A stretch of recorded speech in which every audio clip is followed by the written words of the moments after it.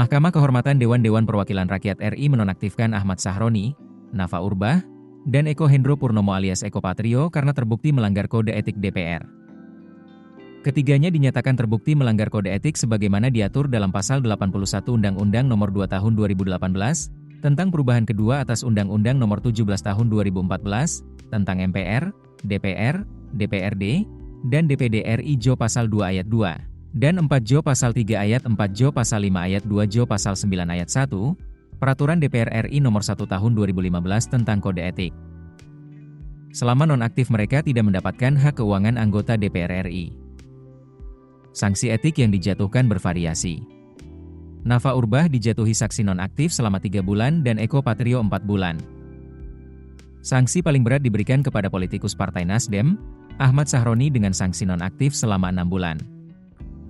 Dalam pertimbangannya, MKD menilai, Sahroni memilih kalimat yang tidak pantas dan bijaksana saat menanggapi wacana pembubaran DPR RI. Menurut MKD, seharusnya Sahroni memberikan tanggapan dengan pemilihan kata-kata yang lebih bijaksana. Namun, terhadap Surya Utama alias Uya Kuya dan Adis Kadir, dinyatakan tidak terbukti melanggar kode etik, sehingga dipulihkan nama baiknya dan dikembalikan kedudukan Uya Kuya sebagai anggota DPR RI. Kemudian Adis Kadir juga tidak terbukti melanggar kode etik. Meskipun demikian, MKD mengingatkan Adis Kadir agar lebih berhati-hati dalam menyampaikan informasi saat sesi wawancara dengan awak media. Dengan demikian, Wakil Ketua DPR RI itu aktif kembali atau bisa menjalankan tugasnya sebagai wakil rakyat kembali. Dengan keputusan tersebut berarti kelima anggota Dewan yang dinonaktifkan oleh partai politik masing-masing tersebut tetap berstatus sebagai anggota DPR RI periode 2024 hingga 2029. Meskipun kembali diputus nonaktif oleh MKD. Pasalnya, dalam putusan yang dibacakan di Kompleks Parlemen, Senayan, Jakarta, Rabu, 5 November 2025, MKD tidak menjatuhkan sanksi atau merekomendasikan pemberhentian kepada pimpinan DPR RI. Alasan pemberhentian anggota DPR RI diatur dalam Pasal 239240 UU MD 3. Dalam konteks pemberhentian terdapat 3 alasan, yakni karena meninggal, mengundurkan diri, atau diberhentikan.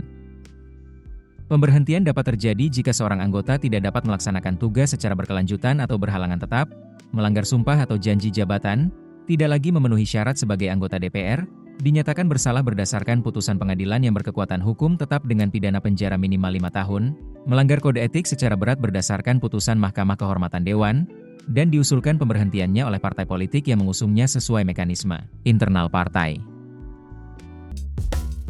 Keputusan bisnis terbaik datang dari data, bukan tebakan.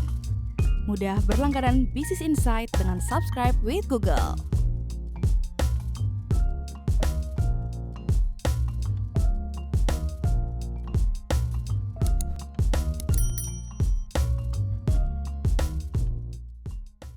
Download aplikasi Kontan sekarang di App Store atau Play Store.